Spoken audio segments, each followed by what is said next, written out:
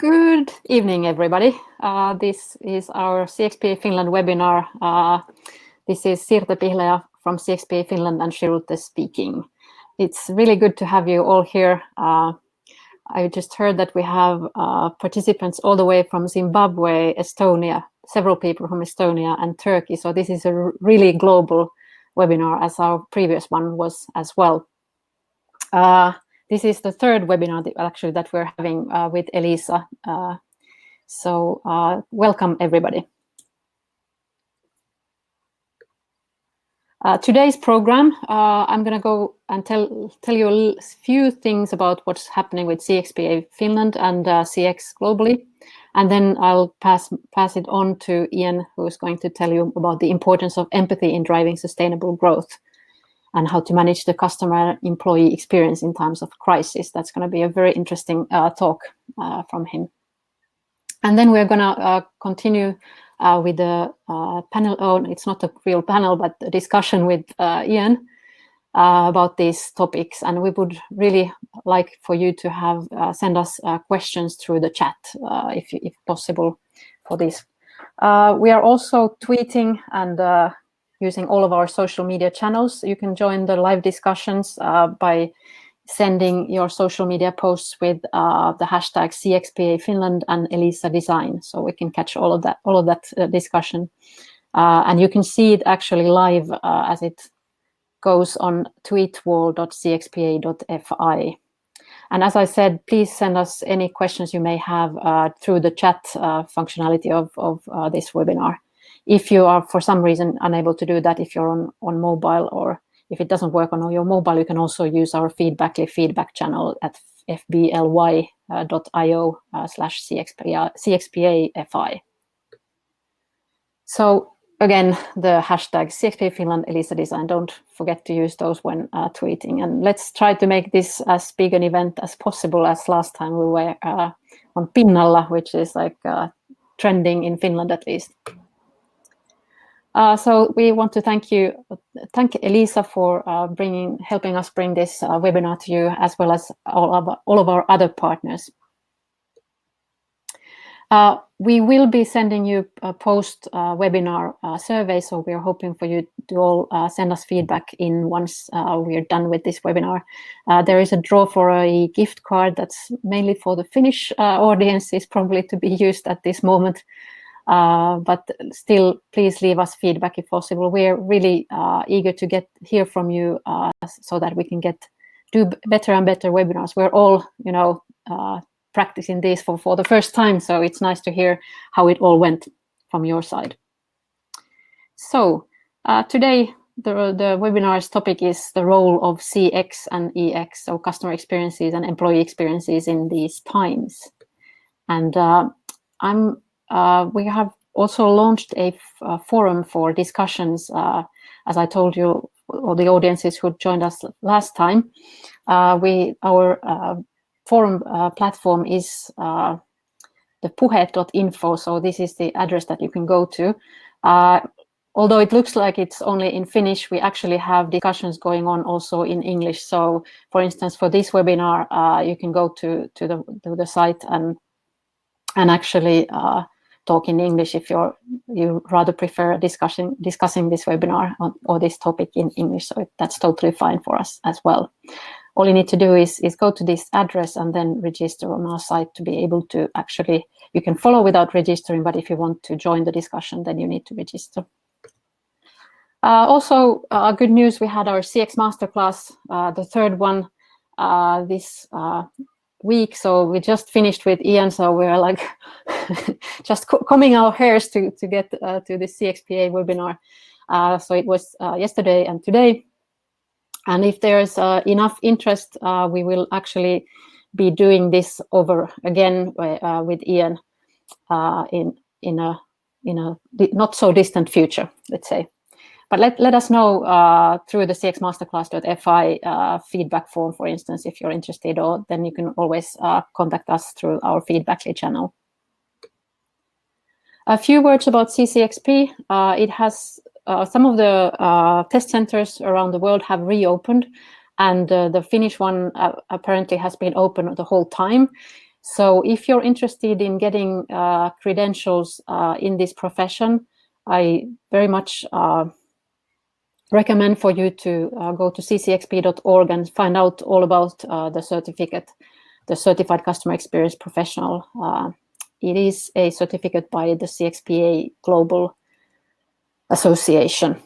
And the way it works is that you need to first apply, and it takes about a month or so for the CXPA organization to see through your application and approve it. And if you're approved, you will be able then to set up a meeting to the test with the test center through the online ccxp.org site. And then if you're lucky enough to pass the test, your CCXP, please contact us, because we like to share that joyful news with everybody on the CXPA Finland channels. So please let us know. Also, the two international CX awards ceremonies have been confirmed. So the one in Budapest is going to happen on the 21st and 22nd of September. And Ian is actually going to be chairing this event, as well as the one in Amsterdam in November, which is the International CX Award. So both of these competitions are still accepting contestants. So please go and visit their sites at internationalcxaward.com and europeancustomerawards.com to find out more about these awards finals. That concludes what I wanted to share with you in the beginning, and I'm now going to give the stage to Ian. So Ian Golding, global CX specialist from the UK. If you haven't heard about him before, as Ian is very much a CX professional who has been traveling around the world, let's say around the globe, and been to 44 different countries, I think, at the current count, to do his CX masterclasses and all of his consultancy work. But I'm going to let you, Ian, tell a little bit about yourself. Please go ahead. Fabulous. Thank you so much, Sieta. And good evening to all of you who are listening to this webinar live. And hello to those of you who may be watching it at a later date. It is a real pleasure for me to be able to spend some time with you talking about a subject that is important in normal times, let alone the very strange situation that we all find ourselves in around the world. Whilst I am wearing, you may have noticed, the Finnish flag, I do not underestimate how significant it is to have people joining us from across Europe, from Estonia, as well as people potentially joining from as far afield as Zimbabwe. And that doesn't surprise me, because the subject of customer experience is truly global. And whether or not I'll be able to visit more than 44 countries will depend on how this current crisis plays itself out. But what I want to spend some time talking to you about this evening is, how do organizations deal with this current situation? How can we ensure that living through this crisis, which may last weeks, months, possibly even years, and coming out of the other end of this crisis, what is it that we should be doing? What must organizations be thinking about to ensure that they don't just survive, but they are able to ultimately sustain themselves to the point where they are able to grow? We are in the strangest times we could ever imagine. But ultimately, we want as many businesses as possible, and we want ourselves personally to get through this in as positive a way as we possibly can, and to then see us go back to what we were doing prior to this all happening. Hopefully, growing our businesses and growing ourselves as human beings. So allow me to spend some time talking to you about what we should be doing to manage the customer and employee experiences right now. None of you need me to tell you that we are in a crisis. These are times that I don't think anyone would ever have anticipated. Those of you who remember the fallout from the global financial crisis may remember that we almost thought that that was the end of the world. But when you think back to the financial crisis in 2008, that was nothing compared to what we are currently experiencing. We are experiencing a crisis on two fronts. We are experiencing a crisis of health and a crisis of economy. And these two crises together are the polar opposites of each other.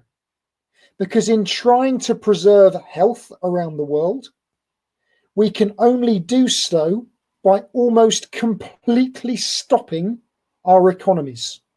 And some of the numbers that continue to get reported for economies around the world are eye-watering. You may have seen that in the US alone, they now have seen more than 20 million people losing their jobs as a result of the actions that are being taken through this crisis.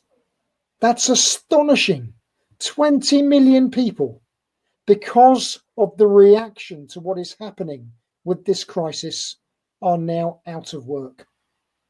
And this is a crisis that, because no one saw it coming, the instant reaction for the overwhelming majority was to panic.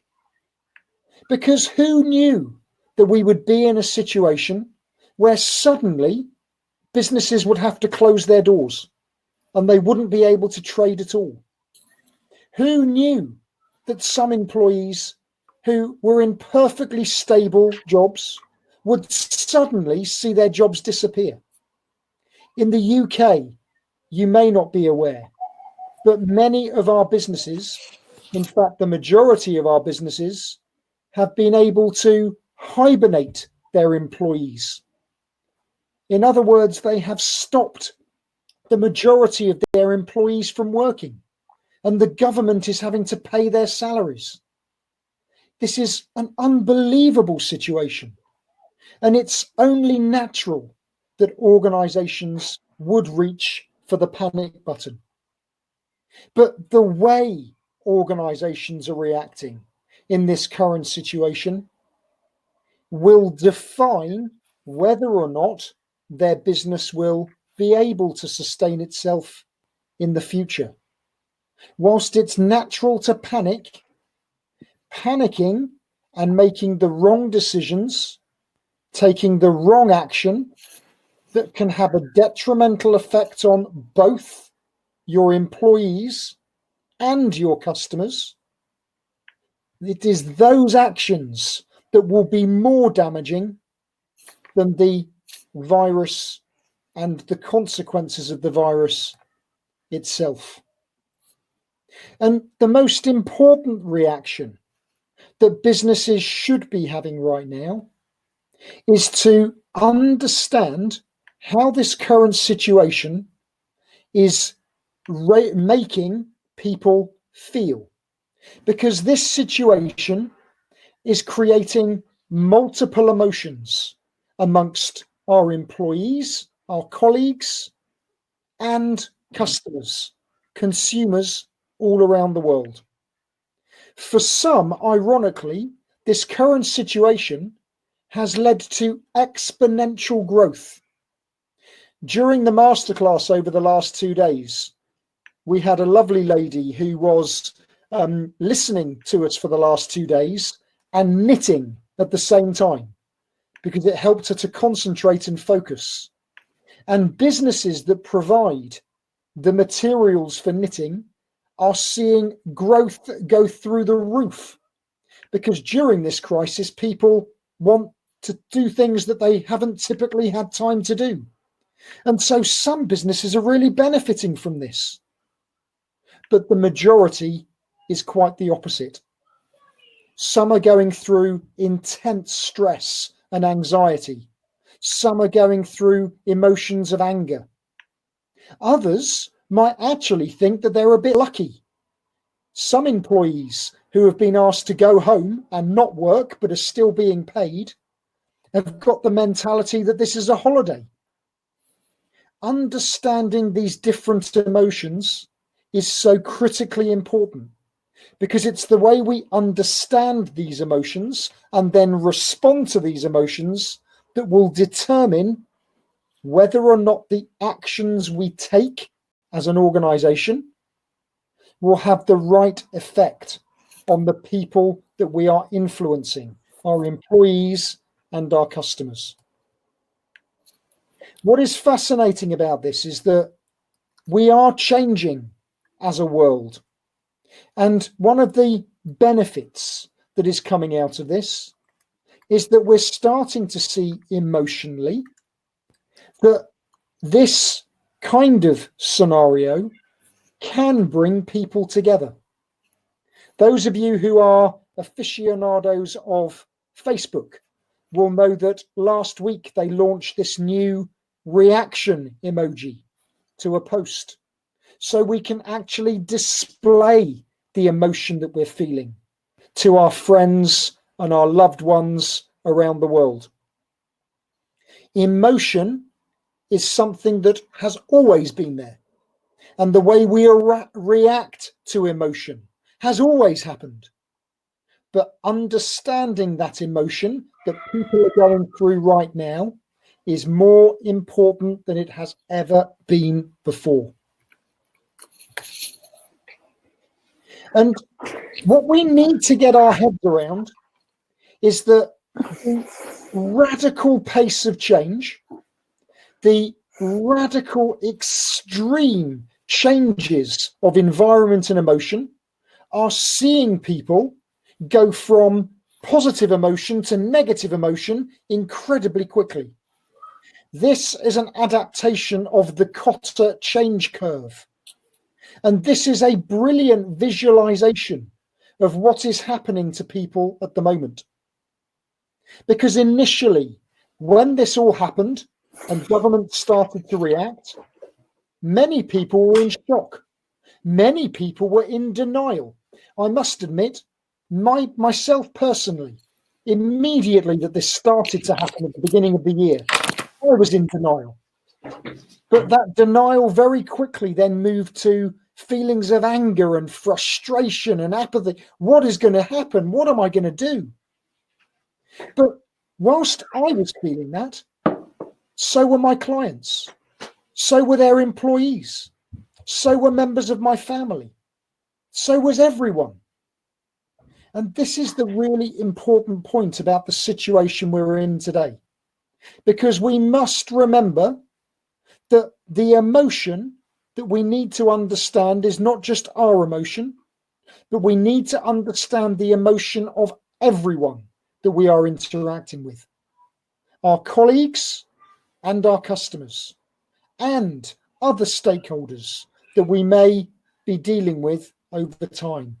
And what we need to be understanding is if people are feeling frustration and apathy today, for example, what can we do to re-engage them? Because this crisis is not going to go away in the next 2 weeks. It is extremely likely that even when governments start to release restrictions on movement, the effect of this crisis will probably stick with us now for years to come. The catastrophic effect this has had on our economy is something that we're going to have to live with for many, many years. And so what we've got to be working on is not dwelling in that neutral zone, that zone of transition where we are confused and frustrated. We need to be thinking now about what do we need to do to get people re-engaged, to get them feeling positive and excited about the future. What you see on the screen is a brilliant document that was created by a partner of Sieta and myself, a lady called Olga Potatseva from Georgia. And in conjunction with other customer experience specialists in our networks, she has worked on developing a philosophy for how businesses need to be understanding and dealing with this period of uncertainty that we are going through. This document is part of what they call a manifesto. And that manifesto brilliantly describes what is happening right now, how routines and enforced isolation has totally changed the way people are working. And it is that massive change to our circumstances that has led to people being worried about many, many things, some things that they would never have been worried about before. And suddenly it's all changed. And as I say, their range of emotion is flipping backwards and forwards from positive to negative. And so what we need to consider is, how should our organizations be reacting to this? What should we be doing to communicate to them, to allow them to get hold of the services, the resources that they need? What we can do to support them emotionally, and how we can go beyond and just give people a reason for being again. Because we didn't expect this to happen. No one did. And that's why we've got to act now. We must stop dwelling on the negative and focus on the positive. And these are examples of the kind of activities that Olga has shared as to what businesses should be doing to address those 4 pieces of that jigsaw puzzle. This is a brilliantly simple demonstration of the way companies should be thinking. But are companies thinking like this? Is your organizations thinking like this? Because this is about doing things that your organization may never have done before. If you look at the bottom right-hand paragraph, the existential activities, the first bullet point, doing the right thing, even if it costs more in the short term, acting ethically. I would like to think that organizations do that as a matter of course, but you do not need me to tell you that most organizations don't do the right thing. They don't act ethically. Now is the time to do that. And it's interesting to see how organizations have changed behavior. Many fintech companies realized from the immediate point that economies started to shut down, that they had technology that could help people. And so many fintechs have made their technology free to access, free for an indefinite period of time, or in some cases free for a period of 3 months, because they know whilst they'll lose revenue in the short term, it's the right thing to do. And at the end of the 3 months, they believe so much in their technology that those who took them up on the offer of that free license will realize that they can't do without the technology, and they will sign up, and then those organizations will reap the benefit at a later date. It is so important that in connecting with all of this, that we are resonating with the component parts that make the experiences our customers are having. And this is something that I share in the masterclass, and anyone who has heard me speaking will hear me talk about. And recognizing these 3 components. You want to come quickly here? Oh, please. Oh, sorry, that I heard a voice. Apologies. These three components are more important now than they have ever been in the past, because all experiences are made up of three component parts: the functional, the accessible, and the emotional. The functional component of all experiences represents your products and your services. This is the component that your customers take as given. And right now, your customers will be considering whether or not they are still able to get your products and services, or whether your products and services are suitable for them in this current situation. The second component is the accessible one. How easy is it for your customers to interact with your products and services? That accessible component is now more important than it's ever been before. And organizations that over the last few years have, who have invested in technology to improve the accessibility of the experience are ones who will be reaping the benefit right now. If your customers cannot get to your products and services easily, it could be fatal. But it is the third component that I want to draw your attention to. The third component representing the emotional component and leveraging what I have said so far in this webinar. The emotional component is always the most important one of the three, because the emotional component represents the way the experience makes your customer feel. And the reason it's the most important of the three is because the way the experience makes your customers feel is what they are most likely to remember. And what we need to ask ourselves is, what are your customers going to remember about the way you have dealt with this situation? Are they going to remember that your organization did the right thing and as a result remember you for the right reason? Or are they going to remember your organization for not adapting, staying as you are, and sticking to the rules and bureaucracy that you have always had in place, and remember you for the wrong reason?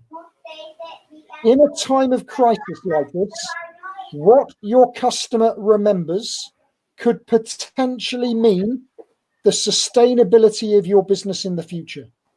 If you do not adapt and you stick to what you've always done, it is extremely likely that that will come back to bite your organization at some point in the future. If we are going to survive through this, if we are going to ensure that we are taking the right actions, that are resulting in our customers remembering their experience for the right reason, it is absolutely essential that we work together. One of the biggest barriers to sustaining the focus on customer experience in the long term is the inability of businesses to collaborate. It is so difficult in normal times for businesses to break down the walls and silos that sit between functions. Now is the time that those silos need to be broken down. And what is, again, wonderful about this current situation, seeing some of the positives of this situation, is for the first time I am having companies tell me that they have seen the silos being broken down. And it's finally time for departments and functions to work together for the benefit of the organization together. I've never seen that before. And it shouldn't take a crisis for companies to start working together for the good of the customer and the employee. But I can only hope that those organizations that have seen the silos break down remain that way when we get back to some sense of normality at some point in the future. Because working together is going to be essential to sustain our businesses, Because if we are going to sustain our businesses, we will need to be able to demonstrate to our customers and to our employees that as organizations, we have the ability to do the right thing. And doing the right thing means that we have the ability to empathize. As I shared with the masterclass participants yesterday, one of the most important underlying principles of the subject of customer experience is empathy. Empathy meaning that we are able to clearly understand how we make others feel. And empathy is important at any time. But right now, because of this situation, our ability to empathize is more important than it has ever been. To empathize, we must ensure that we are sincerely putting ourselves in our customers' shoes, thinking the way they're thinking, understanding what their emotion is, and taking action accordingly. If we only sympathize, which is what many businesses are still doing, acknowledging that times are tough, but still demanding that they pay their bill on time, we will do potentially irreparable damage to our business. The reason this is vital in normal times and during times of crisis is because there is a direct relationship between empathizing and making money. Because the better an organization's ability to empathize, the more likely it is that it will turn its customers into advocates, fans of the organization. If a customer becomes an advocate or a fan, they will become loyal. And if customers become loyal, they will come back to you more often and tell others about you. And if that happens, you will make more money. The simple explanation of what I've just said is that empathy drives advocacy. Advocacy leads to loyalty. Loyalty delivers growth. And that is why it is so important that right now, organizations that are worried about the short-term loss of financial gain do not think about the short term, but that they balance the short-term risk with that long-term focus on sustainable growth. And the most effective way of doing that is to ensure that people have the ability to empathize. So I want to share with you my 5 tips, Ian's 5 tips to dealing with this current situation and ensuring that you come out of it at the other end in a strong position to be able to drive sustainable growth in the future. It may or may not surprise you, before I share the 5 tips with you, that all of them are underpinned by humanity. I don't want this to sound too evangelical, but what this crisis has also proven is the importance of us seeing people as human beings, us talking to each other as human beings, us interacting with each other as human beings.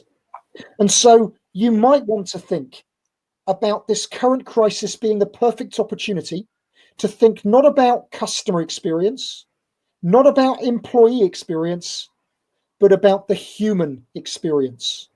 And these 5 tips are what I would suggest can enable your business to sustain that human experience. Tip number 1, it is essential that your organization has a very clear, simple message of the direction you are going in. A simple, clear message for your customers and a simple, clear message for your employees. Many businesses are rapidly over communicating about the current crisis, sending constant emails and communications, bombarding employees, bombarding customers with information. That's not what people need at this time. The more we bombard people, the greater the likelihood that their anxiety will increase.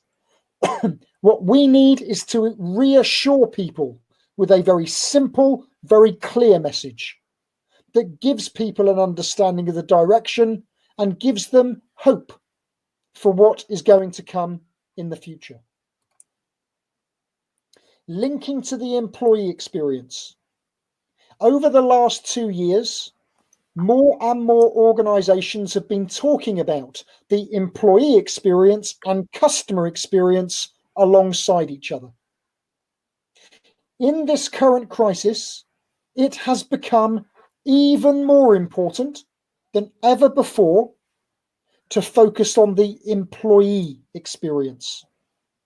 The reason being that, as I said earlier during this webinar, your employees are just as anxious, just as fearful, just as scared as your customers are.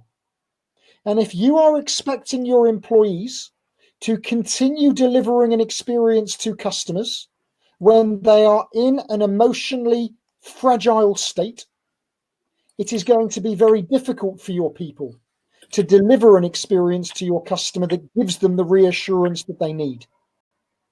And so it's vital that we are actually putting our employees first, making sure that they do feel supported, that they do have the resources they need, that they are able to feel reassured about what's happening now and what's happening in the future. Many organizations have just sent their people to work from home without giving them any support, without knowing what their home life is like, without even knowing if they've got stable Wi-Fi, they've got a desk to work on. We must focus on our people. If we focus on our people and we can make sure that their experience is one that absolutely meets their needs, then we've got a much greater chance of delivering an experience that will reassure our customers. And by focusing on our people, it will ensure that we are able to give our people time to think. Because if our employees are going to be able to empathize, they have got to have time to think. You can't empathize unless you're thinking. But to expect an employee to think so they can then act in the interests of the customer, we have got to make sure our employees are as comfortable and well informed as they can possibly be. The fourth tip: we must, as businesses and as professionals, listen. Much of the time, organizations are talking, but not listening. Now is the time that our businesses need to stop talking and listen. We need to be listening to our people. We need to be listening to our customers. The way we listen may have to change. Many businesses have had to stop capturing customer feedback in the traditional way, pausing surveys because they don't want to bombard customers with them at this time. And so it's really important that when we are interacting with customers, that we let them talk, let them share their concerns, what's worrying them. We need to listen, but we also need to be listening to our employees. Let them share their emotion. And by listening, we will then be able to better understand the range of emotions that people are going through, so we can then determine the most appropriate action to take, so that we can leave customers feeling the way we want them to feel.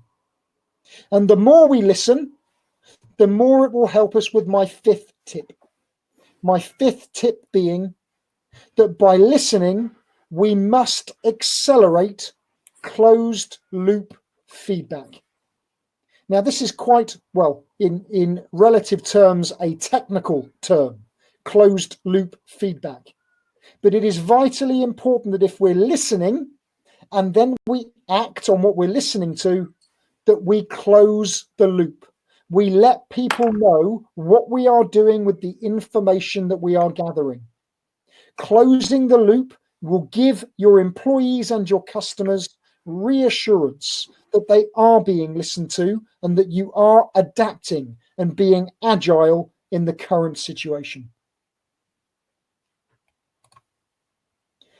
This period of our lives is a period we will never forget. As people in our own right, we will never forget the effect this has had on us as human beings. But we will also never forget the effect this has had on our businesses and the way we work. And even though there are times when it feels as though it's just a constant rain shower, there will always be positives that we can pull out. Positives where we see people doing just remarkable acts of kindness. Positives from bravery and courage of healthcare professionals, but also from our employees in the things that they do to keep our businesses going. And the positives of that mindset that tells us that this will not last forever. We will come out of this the other side. We will learn from many of these things and we will be stronger as a result. I hope that you found this a valuable use of your time. I never underestimate that your time is very valuable, and joining a webinar late on a Friday evening is a big commitment of your time. If you would like to know more about the things I'm talking about, then please reach out to me and I will do whatever I can to help you. But in the meantime, I am going to pass back to Seeta, who will spend the rest of our time together grilling me with some questions. So Seeta, over to you. Thank you, Ian. I don't know about grilling, but at least we have a few questions both from the audience. Treat me gently. It is late in the evening. Yeah, I know. So if there's any questions for Ian or myself, please use the chat box to send them over to us so we can take them up live as soon as they arrive. But meanwhile, we have a few questions that have arrived previously to us. So I have a question first to Ian from Saya. Yes. She wanted to ask you, what do you believe is the effect of the current situation on the future of CX? What will change? It's a very good question, actually. So that there is two ways of answering it. There's a should. What should the future be, and what will the future be? So the should is that this should actually allow organizations to see just how important it is to understand the science that sits behind customer experience. So what we should see is an increase in investment in customer experience and everything that sits behind it, because it's more important now than ever before to maintain the focus on it. However, because there's always a however, what is actually happening at the moment is a mixture. It's a balance. I am seeing companies who are sort of almost nailing their focus on customer experience, but I'm seeing others who are seeing this crisis as an excuse to stop their focus on customer experience altogether, because they are just in instant short-term reactive mode, focusing on the financial health of the business more than anything else. I think that the reality is the companies that do what they should do, i.e. overinvest in customer experience and doing the right thing for their people and their customers, they are the ones who are more likely to sustain themselves through this crisis and beyond. I am hopeful. Well, no, hopeful is the wrong word, because I don't wish bad things on anyone. But what I think we are likely to see is that this may well start to demonstrate that the capitalist world that we live in may need to change a little bit, because those organizations who are obsessed with financial performance and that's what they're only worried about right now, many of those organizations will cease to exist. Because whilst they're desperately trying to preserve a number and forgetting about the importance of people, by the time they realize that they should be worrying about people, it'll be too late. So I think we will see businesses fail as a result of this. So I think, will customer experience ever go away? No, it was always here and it always will be. But will we see companies who don't get that disappear? Yes. And will we see those who continue to focus on it thrive? Yes, I believe we will. Okay, thank you. Continuing on that, what do you think? Could we have been better prepared from a CX perspective for the pandemic that hit us virtually overnight? And if so, how? You said in your presentation that it shouldn't take a crisis for us to. That's right. So, and that's together. why I hesitated, because I think to a degree, customer experience professionals are always prepared for a crisis, because essentially what we are as professionals trying to do is to stop companies from being reactive, and we are trying to transform them to become proactive. And the competencies that sit behind the professional qualification enable us to be continuously managing the experience to adapt to whatever happens. And so this is more an answer that is those who do not understand the science behind customer experience, the competencies that define the professional qualification, for example, those are the ones who are not prepared. Those businesses who have that skill set and have embedded it and are listening to what their customers and their people are saying, they are the ones who were prepared and will be more able to sustain themselves during this situation. I have two questions that are a little bit similar, so I'm going to take them at the same time. The first one is from Ilhan. I'm sorry if I'm pronouncing your name wrong. What's the easiest way to convince top management to invest on CX? And then Karen asks, how do you get effectively the company's board's focus from panic and short-term thinking in this situation? Oh, okay. So there is no easy answer to that question, because as any good consultant would tell you, it depends. Because it depends on your industry and it depends on your current situation. And so there are a number of things that you might consider doing. It is essential that your senior leaders are seeing exactly what it is that your customers are experiencing. Now, whether or not you can convince senior leaders to do what your customers are doing, experience exactly what the customer is experiencing, is a different matter, because very often they'll say they're too busy and they haven't got time.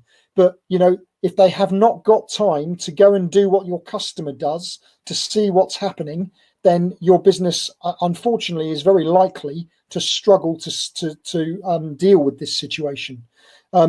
If you can, depending on what your business is, experience what your customers do with your leaders, and get them to see the reality of what's actually happening.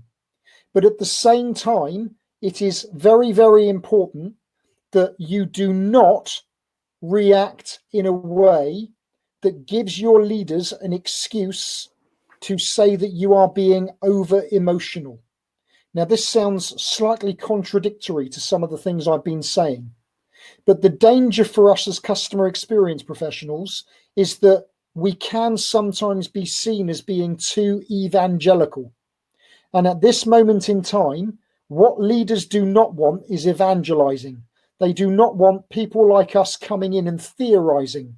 What they need to know is what is it that needs to happen. And so the most important thing that you can do is allow them to understand the facts. And if that is getting them to see it for themselves, then great. But what's more important is to show them exactly what you think needs to be done to ensure that the customer experience is maintained. Okay, hard, clear actions, because that's what they'll respond to. What they don't need is people stating the obvious. Because what I haven't said, I've sort of inferred, is that yes, we've got to empathize with employees. Yes, we've got to empathize with customers, but we also need to empathize with business leaders. You know, these people are under unbelievable stress and pressure, you know, from shareholders, from owners, you know, and they are having all sorts of things thrown at them. So what you've got to do is be very simple, very clear in your message, but action, action, action. And the slide that you saw that I shared with you from our friend Olga, Sieta will share these slides with you. You know, it's actions like the ones on that slide that, you know, show your leaders that and demonstrate that these things must not be complicated, but they must be sincere. Thank you. If you think from the leader's perspective more and think about things that you can do to get your employees and your organization as a whole to work, what is it that you could do now to move your organization beyond survival mode? So stop. Okay, it's probably not the answer you expected me to give you. There is no better time than ever before for senior leaders to take this as an opportunity to stop doing things that are not necessary. One of the things about this crisis is that I'm calling it the coronavirus bureaucracy buster. This is a brilliant opportunity for businesses to stop unnecessary meetings, unnecessary rules and regulations that they don't need, because that's what many businesses have done. You know, they've sent people home, they're all working from home, and half of the things that they used to be doing in the office, they're not doing anymore. But no one's missing those things. So why do we need them in the first place? You know, this is the opportunity to remove all of that stuff and become more agile and lean. But at the same time, this is a demonstration that an organization can do anything it wants to. I am working with an energy company in Ireland at the moment, and I had a conversation with them last week about the fact that they had discussed with their business for 10 years the benefits of home working. And every time they had the conversation, compliance and regulation teams blocked it. No, there's far too many risks. We can't do that. When the crisis hit, they managed to move all employees to work from home in 5 days. You know, now nothing has changed in terms of compliance and regulation. You know, businesses can do whatever they want. And this is an opportunity to demonstrate that this is up to us. You know, we don't have to do the same things we've always done. You know, this proves that you can change very quickly and take those things away, and it has no negative effect on your ability to manage a business. We have another question from the chat from Maria. Maria is asking, would you like to give an example of companies sympathizing with customers versus being empathetic? What do you mean by this? Yeah, so the difference would be, let me give an example. So I was speaking to a global community of professional services companies earlier this week. So lawyers and accountants, not the most exciting group of people in the world, but although I say that with a wife who's an accountant, so a little bit of license for me to say that. Now, what these people were saying is that, you know, well, you know, the biggest issue we've got is that, yes, we totally understand the issue that our customer is having, but we need the fees. And so what one firm said is that, you know, what we're doing is that when customers contact us, we've trained our people to be really understanding. And so our people, you know, they will listen and they will acknowledge what the person's saying, but we're not giving them any permission to do anything. You know, all we've told them is that just, understand, but no, we have to generate the fees. So we've got to hit our targets every month. So what's happening is that a customer is contacting them and they're going, oh, I know it's terrible. Isn't it terrible? So sorry, why were you contacting us? I was hoping that we could defer our fee for 3 months. No, I'm sorry, but the fee is still payable at the end of the month. That's what sympathizing is.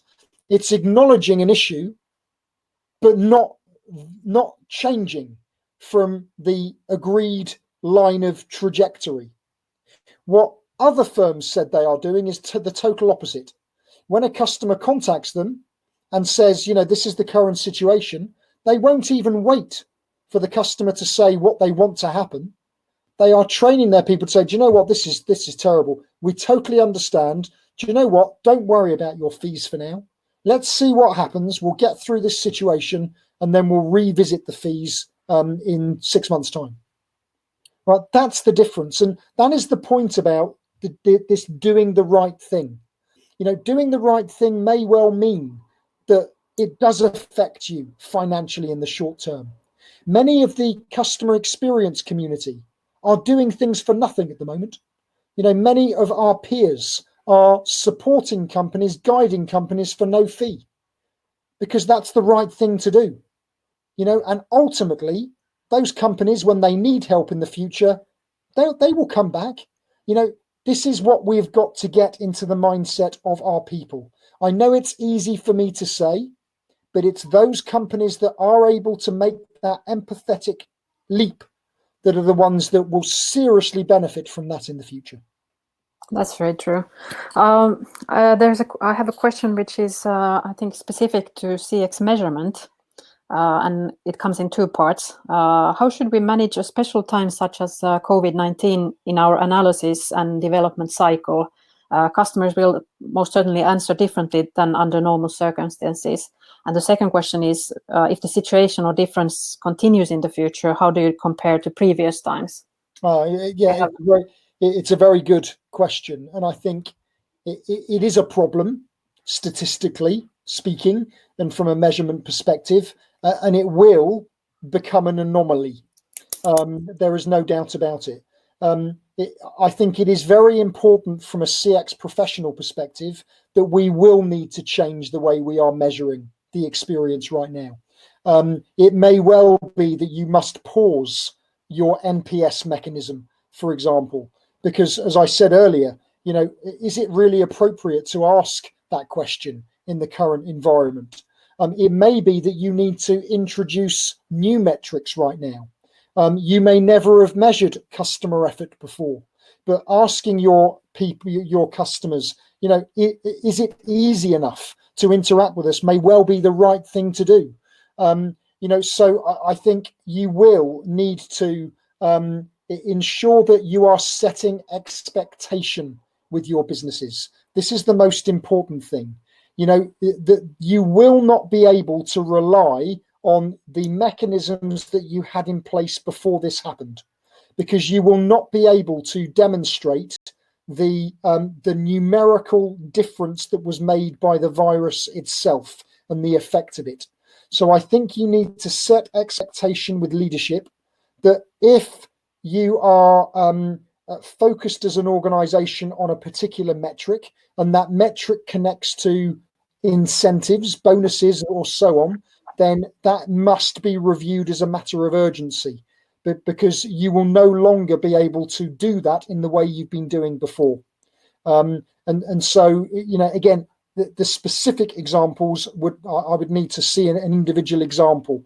But I think what's important right now is, if you have not done so already, you must make that very clear to leaders that you will not be able to rely on this data at the moment, but because it is being affected too significantly by the noise of the COVID situation. Another question about CX culture and how to transform the culture.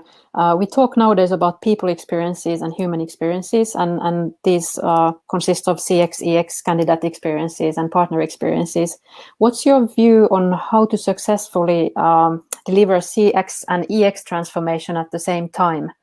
Because the motivations and needs are different for both. So, a word that I use a lot when I talk about customer experience is alignment.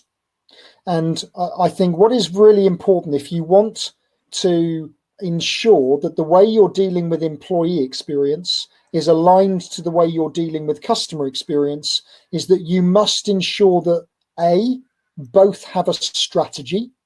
so it's very clear what it is you're trying to achieve, and that those strategies are then aligned with each other. So you can see that if we deliver the customer experience, will our employees, be in a position where they are happy and engaged enough to leave customers feeling the way we want them to feel? Likewise, the way we've designed the employee experience, will it enable our employees to deliver what the customer needs? And at the same time as aligning EX with CX, we must align both of those with the business strategy. In the masterclass, I talk about a sandwich strategy, but you almost need to think about this as a BLT, a bacon, lettuce and tomato sandwich with 3 layers, and if you put your employees in the middle of that sandwich, what you need to determine is, does your employee experience, will that enable you to reach your business strategy? And will that employee experience enable you to deliver your customer experience strategy? That is the most effective way of ensuring that what you're doing will connect together. Okay, last question, so we can wrap this up. I'm going to ask you to take up your crystal ball. Okay. What do you think will happen next in CX and EX as we begin to open the economy? I was asked, in fact, just before the lockdown, I was in Brazil. Now, it was the beginning of March. It feels like it was about 30 years ago, but it was only the beginning of March. And I was asked a very similar question. And my answer to the question is not it was a journalist, and it wasn't the answer that she expected. Because I said, what I think is coming next is what we've always had. Because what I think is coming next is that we will see that human side of business being put back on the agenda. I think, yes, I could tell you all sorts of things about technology and various other things, but from a customer experience perspective, the most significant thing is I think that this situation will remind businesses of the real reason they exist. And they don't exist to make money. They exist to fulfill a purpose. And ultimately the only way we can do that is recognizing the importance of people. And for me, that is the future. The future, bizarrely, is the past. Because if you go back, today is the anniversary of the end of World War II, actually. And when you think back to those times, what kept people going was people. People coming together, sticking together, supporting each other. And I think that's what we will now see, hopefully, coming back again as a result of this situation. Thank you. Wise words. I think that we can we all think the same, that it's about people. And like Simon Sinek said, that it's 100 customers are 100%. How was that quote again? So 100% of customers are people. People, yes. 100% of employees are people. If you don't understand people, you don't understand business. Yeah, thanks. If I can get my slides back, I'll just conclude this. And so thank you so much, Ian, for joining us for this webinar. And thank you for all of our guests who were online today. We are going to send you a feedback survey right after this webinar. And we're going to also share the recording of this webinar with you. So, and if there's anybody who couldn't join today, we're going to share the recording link to everybody who's on our CXPA Finland subscribers list. So please leave us feedback about this webinar. And again, thank you for Elisa and all of our other partners for making this happen. And kiitos. So that's the word in Finnish you need to learn from whenever you're coming kiitos. From. Kiitos. Thank you so much. Thank you, everyone. So bye-bye. Have a nice weekend, everybody. Bye-bye.